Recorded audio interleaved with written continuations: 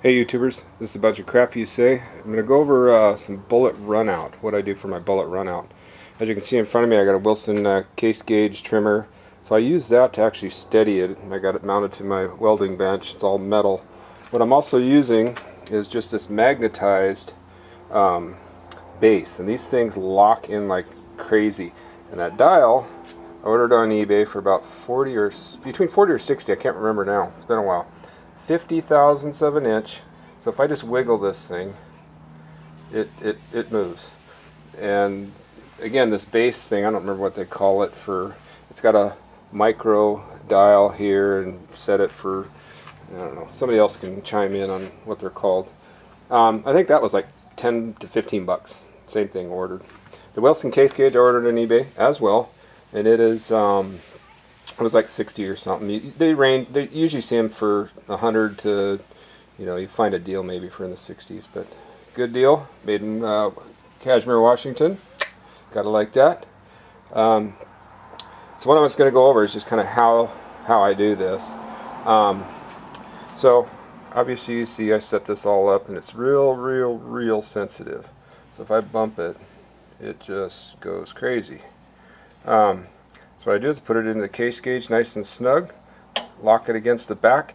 I've tried it off there because I wasn't sure about whether the case was true, but that wasn't mathematically making too much sense. We need the back true with the whole case itself and all that. So I found what's easier so I don't get it drifting as I'm twisting, even though this is really tight.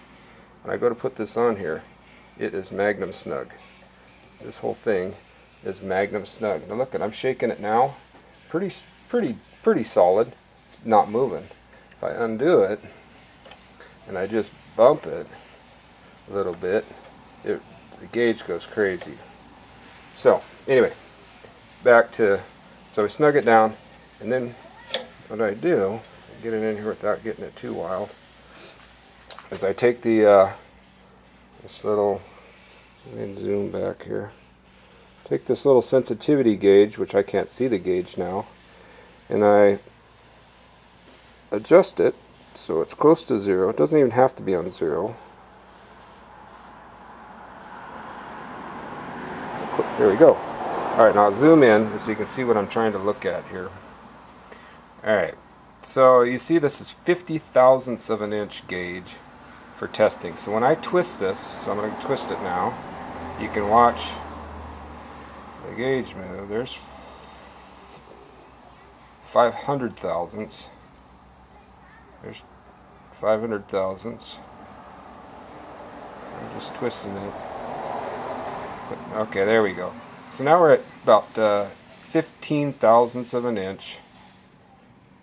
I just turn it at least once time around, maybe 2 times, making sure I'm, just being consistent with pressure. I try to push it into this case gauge with the same amount of pressure. Snug for me to pull it out.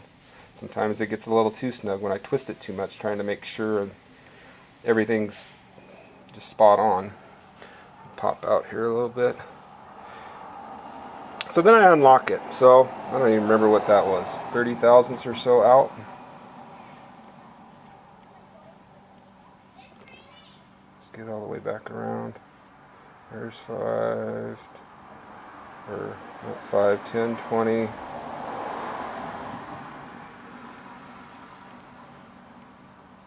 Alright, I say that was about 20 thousandths out, which that's my maximum when it's out. Alright, at least I try to get it to there. So then I unlock it. We just drop it down, pull it out carefully. And I can't pop it out one-handed. Anyway, so then what I do, get all this out of the way, is I mark each bullet. So then right on the tip, get some light on there. That's 20 thousandths out, the bullet itself. What I also do, which I didn't do to these ones on this particular set, because I ended up neck turning these bullets, which I'm throwing away. Don't do that. Don't neck turn unless you have a custom rifle to neck turn. So now, what I got here is I write on each casing. I just weigh my casings out just for my own peace of mind. It has almost very little value. 226 .08. So I weigh the grains of the overall case with no primer in them. Then what I do is I'll take this little sticky goo stuff, kind of like when you get a credit card in the mail and you got that sticky little rubber stuff. Well, this stuff is a double back tape that I just take a little tiny chunk and roll it up. I went through 42 casings recently in that little chunk you see apart, and it's still sticky. Works amazing in your this one's got a primer in it, in your primer pockets. So you just stick it in there every time, flush in your primer pockets, fills the little hole, take your tweezers, pop it back out, then you do your water volume. Bingo. There's what matters right here, is sorting your brass for the water volume deal. If you're talking precision, which I definitely want when I'm hunting for my elk rounds, is I want precision. And then I want to just keep track of the precision here. So lately I've been doing the water volume for the brass. So you'll see I have Barnes TTSX, the weight of the bullet, the powder, what I'm using, how many grains, whether it's compressed or not, by the little C. You'll see when the 230, so I'm just keeping all my 230 stuff separated, which now I'm just doing water volume separation by 88 to 89 grains of water weight.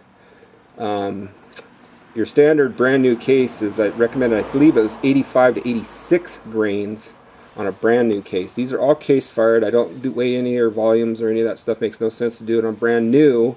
I only do it on the once fired. So anyway, then I write the case overall, or the overall length of the bullet, which basically means nothing. I have now switched that to my ogive numbers on the bottom there. So anyway, so there we go. What we have is, oh, then I was going to show you as well, once I establish, let's say I have a 60 thousandths out runoff. I don't have one of those right yet. So what I'll do is I'll get back to you. How about I do that? I'll try to find one of these bullets here or one of my other bullets that is way out, and I'll show you on the gauge, and I'll show you how I fix it. Stay tuned. I'll be right back.